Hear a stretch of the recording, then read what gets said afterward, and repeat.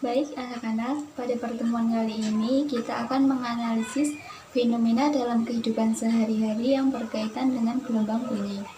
Sebelum memulai kegiatan diskusi, saya akan membentuk menjadi 4 kelompok, di mana setiap kelompok terdapat 6 siswa. Coba perhatikan LKS yang sudah saya bagikan. Tugas kalian adalah yang pertama mengidentifikasi masalah. Di situ kan disajikan permasalahan. Nah, kalian diskusikan inti dari permasalahan tersebut itu apa. Lalu dilanjutkan dengan menuliskan rumusan masalah sesuai dengan permasalahan yang diberikan.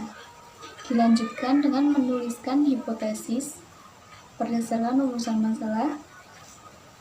Lalu diskusikan hipotesis yang sudah kalian tulis, apakah hipotesis tersebut benar atau tidak.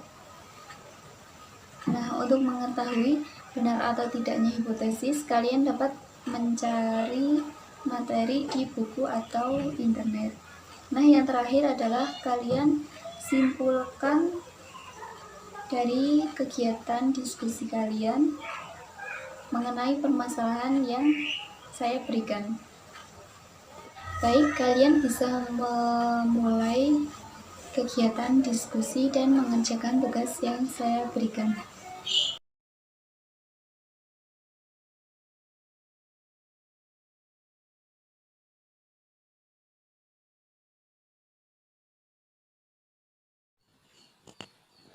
Assalamualaikum warahmatullahi wabarakatuh. Kami dari kelompok 1 dan 4 akan menyampaikan hasil diskusi kelompok kami.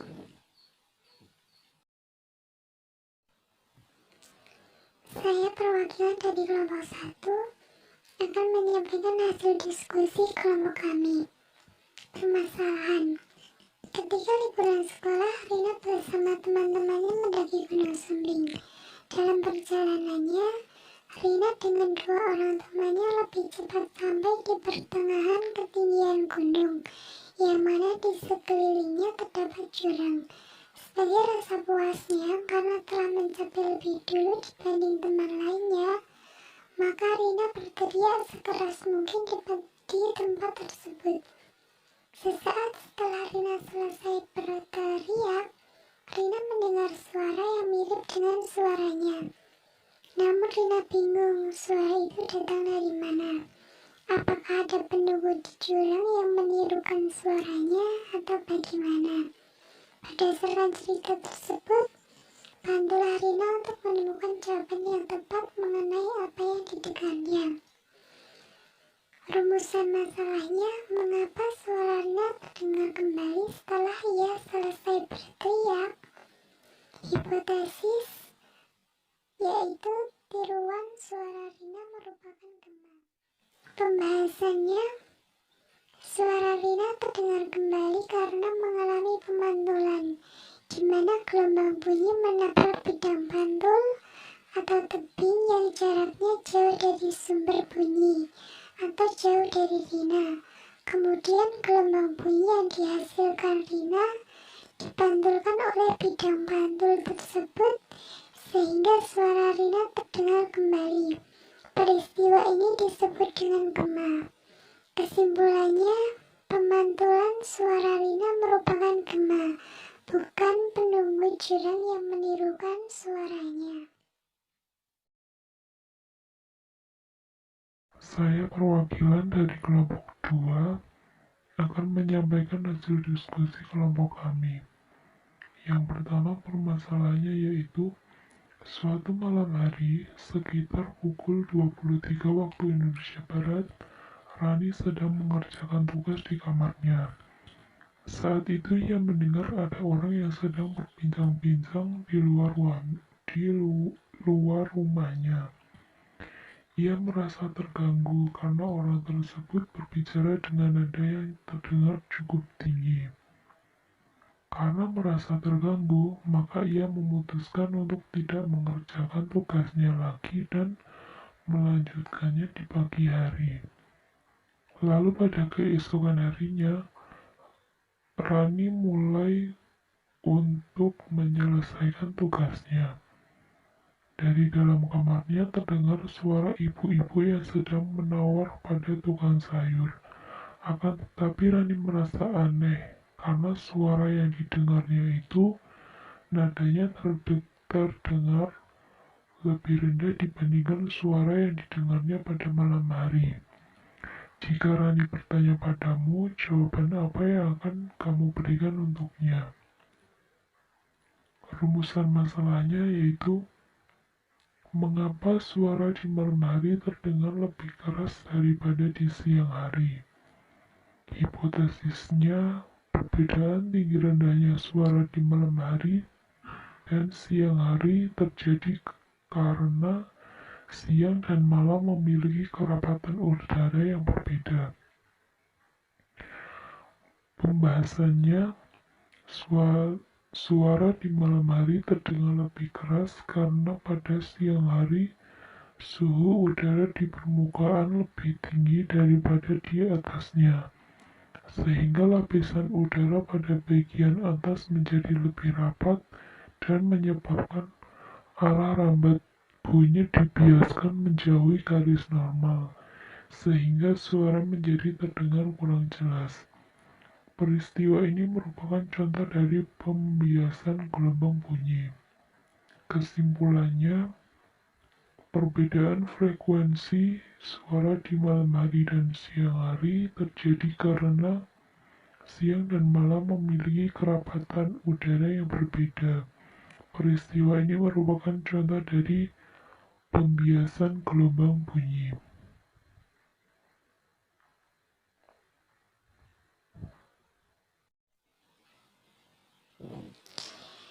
Saya perwakilan dari kelompok 3 akan menyampaikan hasil diskusi kelompok kami.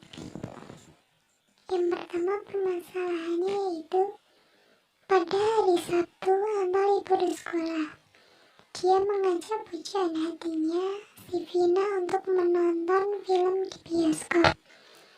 Sesampainya di bioskop, mereka nonton film Habibie dan Ainun. Saat pertengahan tayangnya film, Vina tiba-tiba berpikir, kenapa di dalam bioskop tidak terdengar suara dari luar.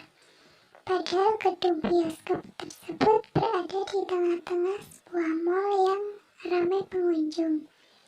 Berbeda ketika di rumah, ia dapat mendengar suara dari luar meskipun ia sedang berada di dalam rumah. Setelah mereka selesai nonton film, Vina menanyakan hal tersebut pada Anto. Namun sayangnya Anto kesulitan untuk memberikan penjelasan pada Vina. Sebagai teman yang baik, bantulah Anto agar dia bisa memberikan jawaban yang tepat untuk Vina. Rumusan masalahnya, mengapa di dalam bioskop tidak dapat mendengar suara dari luar ruangan? Hipotesisnya, di dalam bioskop tidak dapat mendengar suara dari luar ruangan karena gedung bioskop merupakan ruang kedap suara. Kemudian pembahasannya, ruangan kedap suara terjadi karena di dalamnya terdapat material yang dapat menyimpan suara, yang dapat menyerap suara, misalnya karpet. Gelombang suara yang datang akan masuk melalui material ini, sehingga terjadi gesekan antara partikel udara dengan dinding material. Gesekan ini akan menyebabkan energi gelombang suara diubah menjadi energi panas. Kesimpulannya, bioskop merupakan ruang kedap suara, sehingga di dalam bioskop tidak dapat mendengar suara dari luar ruangan.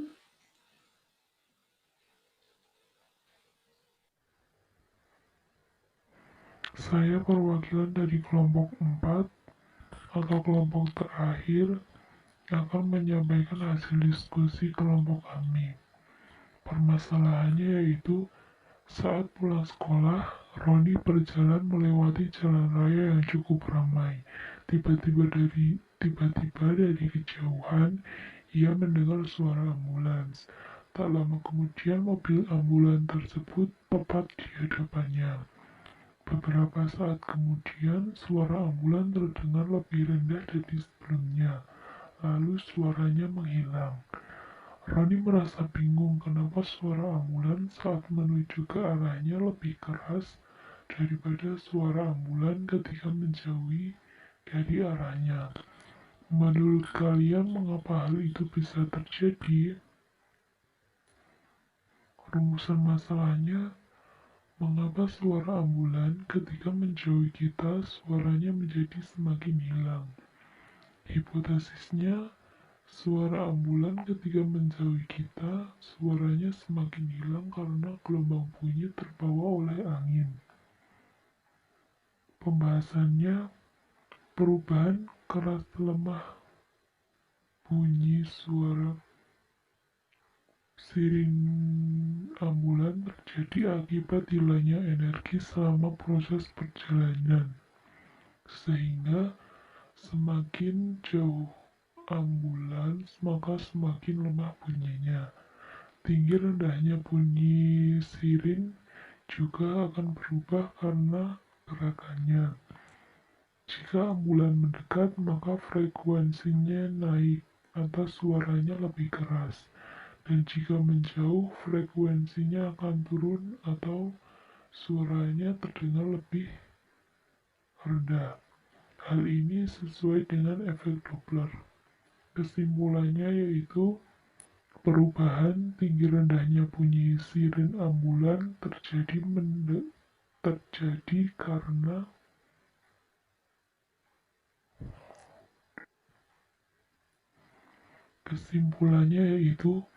perubahan tinggi rendahnya bunyi siren ketika mendekati dan menjauhi kita merupakan penerapan dari efek Doppler.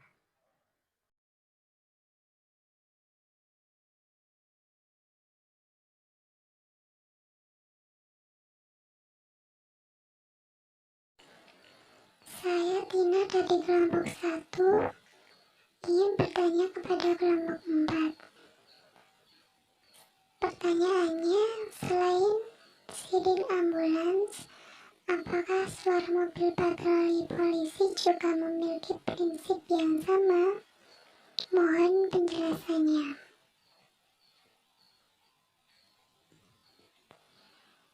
Saya Tono dari kelompok 3 ingin bertanya kepada kelompok 1. Mengapa di dalam ruangan tidak terjadi gema, padahal ada tembok yang bisa menjadi bidang pantul? Saya Rara dari kelompok 2 ingin bertanya kepada kelompok 3. Bagaimana cara membuat ruangan menjadi kedap suara?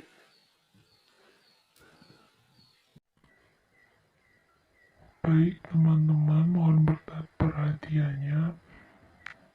Kami akan menjawab pertanyaan yang telah diajukan.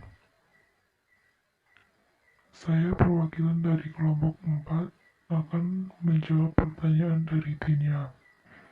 Pertanyaannya yaitu, selain siren ambulans, apakah suara mobil patroli juga memiliki prinsip yang sama? Ya, menurut kelompok kami, suara mobil patroli sama dengan suara siren ambulans, yaitu sama-sama merupakan peristiwa dari efek Doppler. Menurut pengalaman saya, suara mobil patroli juga akan hilang ketika menjauhi kita, sehingga mobil patroli juga merupakan efek Doppler. Saya dari kelompok 1 akan mencoba menjawab pertanyaan Tono. Pertanyaannya yaitu, mengapa di dalam ruangan tidak terjadi gema, padahal ada tembok yang bisa menjadi bidang pantul? Menurut kelompok kami, di dalam ruangan tidak terjadi gema karena jarak antara bidang pantul, yaitu tembok, dengan sumber suara terlalu dekat. Sedangkan untuk menghasilkan gema, jarak bidang pantul dengan sumber bunyi harus jauh. Jika kita berteriak di dalam ruangan, lalu ada sedikit suara pantulan, maka pantulan tersebut bukan gema, tetapi gaung, di mana suara pantulan yang dihasilkan tidak terdengar jelas karena suara pantulan datang saat sumber suara belum selesai berteriak.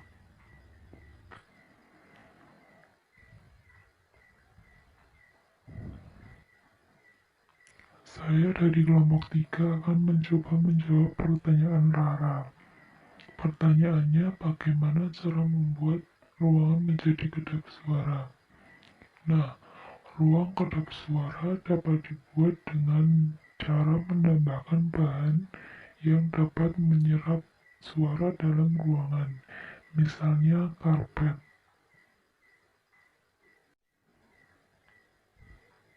Sekian presentasi dari kelompok 1 sampai 4. Apabila banyak kekurangan, mohon maaf. Terima kasih atas perhatiannya. Wassalamualaikum warahmatullahi wabarakatuh. Berhubung kegiatan diskusi sudah selesai, di sini saya akan menyampaikan sedikit materi tentang gelombang bunyi. Gelombang bunyi merupakan gelombang mekanik yang digolongkan sebagai gelombang longitudinal. Gelombang bunyi dapat merambat melalui medium tertentu, seperti zat padat, zat cair, dan gas. Sifat-sifat gelombang bunyi ada 5. Yang pertama adalah pemantulan. Pemantulan bunyi terjadi karena gelombang bunyi menabrak bidang pantul, kemudian gelombang bunyi tersebut dipantulkan oleh bidang pantul tersebut.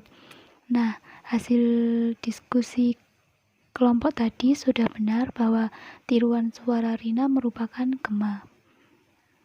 Kemudian yang kedua ada pembiasan.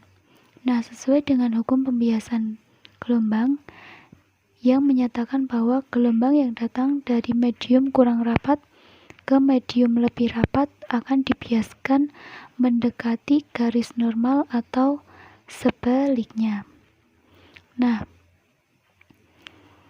hasil diskusi tadi juga sudah benar bahwa suara di malam hari terdengar lebih keras daripada suara di siang hari, merupakan contoh dari pembiasan gelombang bunyi, dan terjadi karena pada siang hari suhu udara di permukaan lebih tinggi daripada di atasnya, sehingga lapisan udara pada bagian atas menjadi lebih rapat daripada di bagian bawahnya.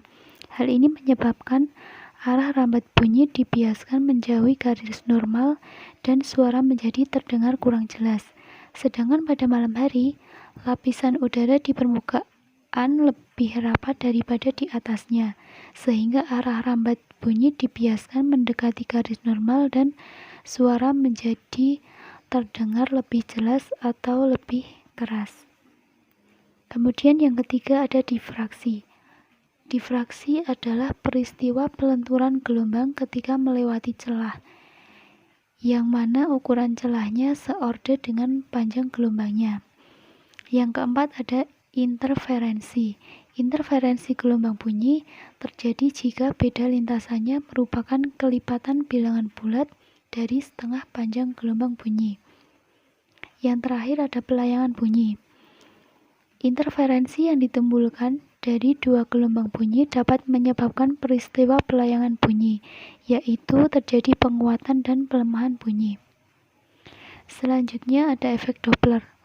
Efek Doppler merupakan perubahan frekuensi yang diterima pendengar dibanding dengan frekuensi sumbernya akibat gerak relatif pendengar dan sumber.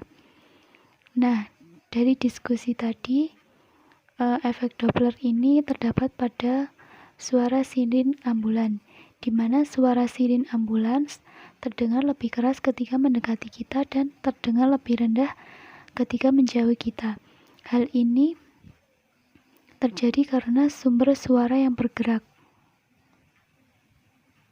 Jika sumber suara diam dan kita juga diam, maka tidak akan terjadi perubahan frekuensi suara. Artinya suaranya tetap sama. Sesuai dengan efek Doppler, apabila sumber suara mendekati pendengar, maka suara akan terdengar lebih besar dari frekuensi sumber bunyi atau suaranya semakin keras. Sebaliknya, apabila sumber suara bergerak menjauhi pendengar, maka frekuensi yang terdengar lebih kecil dari frekuensi sumber bunyi atau suaranya semakin melemah, kemudian suara akan menghilang. Lalu yang terakhir ada kedap suara. Ruangan kedap suara terjadi karena di dalamnya terdapat material yang dapat menyerap suara, misalnya karpet. Nah, gelombang suara yang datang akan masuk melalui material ini, sehingga terjadi gesekan antara partikel udara dengan dinding material. Gesekan ini akan menyebabkan gelombang suara diubah menjadi energi panas. Nah, ruang kedap suara ini dapat ditemukan atau dapat kita rasakan ketika di dalam gedung bioskop. Nah, sekian pemaparan dari saya. Apakah ada yang ingin ditanyakan?